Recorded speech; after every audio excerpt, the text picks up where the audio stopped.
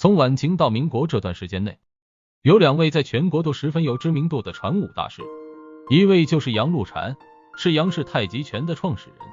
并且也是中国历史上第一个将太极拳发扬光大的传武大师，而另一位则是我们今天的主角孙禄堂，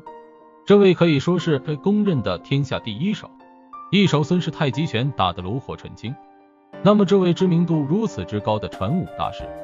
为何被人称为晚清第一营销大师？想要找到答案，我们要先好好了解一下孙禄堂这位大师。孙禄堂出生贫困，并且幼年丧父，从小就过得十分拮据，好不容易熬到了13岁，能够帮自己的母亲分担家庭重担，可没曾想母亲却积劳成疾，直接一病不起。年关将至，用人的地方本就稀少，家里也没有存下太多的钱财，别说给母亲看病，就连吃饭都成了问题。绝望的孙禄堂趁着母亲熟睡，竟然拿出绳子准备上吊自杀。只能说孙禄堂命不该绝，早已应该踏上鬼门关的孙禄堂却被路人救下。路人十分同情孙禄堂的遭遇，并给他留了部分钱财，而正是这些钱财才让孙禄堂渡过难关。之后孙禄堂的生活也逐渐好了起来，因为自己内心一直都有一个大侠梦，所以孙禄堂也经常结识各种武林中人，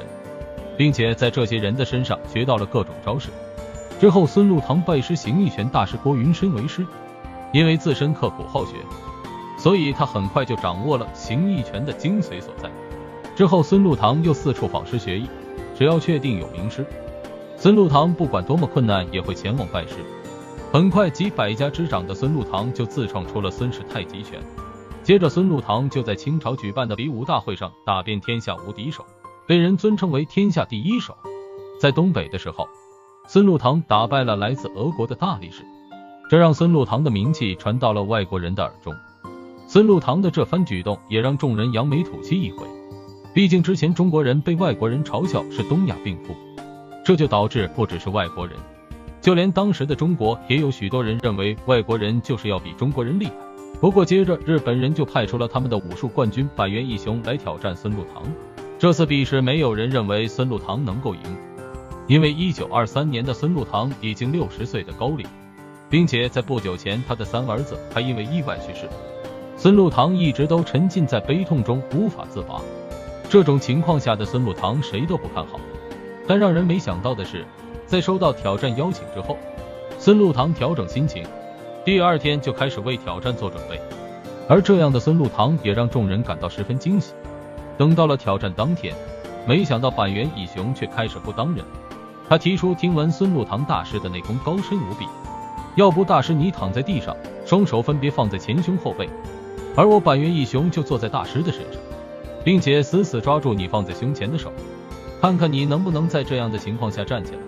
这种无理的条件当然受到了很多人的指责，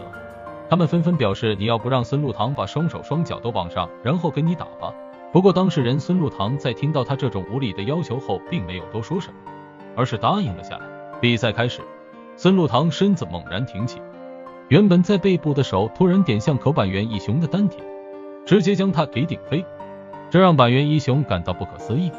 刚即便要拜孙禄堂为师，但孙禄堂却直接给拒绝了。其实孙禄堂出名的并不只是他高超的武术，还有他对武术的推广。晚清民国时期，武术作为武林人士的不传之秘，仅有少部分人才能习得。而孙禄堂作为天下第一手，并没有藏着掖着，他首先写出形意拳学，将自己真正学到的第一门武术毫无保留地向世人敞开。接着为了能将自己的孙氏太极拳发扬光大，他又著书太极拳学。接着孙禄堂又在1923年和1925年出版了《拳艺术真》和《八卦剑学》，至此就在著书的道路上一发不可收拾。这样的著书生涯直到1933年，孙禄堂驾鹤西去，但却仍然留下了八卦枪学的初稿。可以说孙禄堂著书是一种用旧瓶装新酒的方法来弘扬武术，更多的是希望用浅显易懂的方式来将武术传承下去。作为晚清知名高手，孙禄堂早已没必要用著书这件事情来提高自己的身份，而他著书如此之多，更多的是想弘扬中华武术，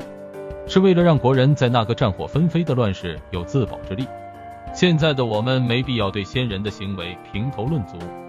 而是要学习前人所留下来的珍贵精神财富，从中挖掘出我们在这个时代真正需要关注和讨论的东西。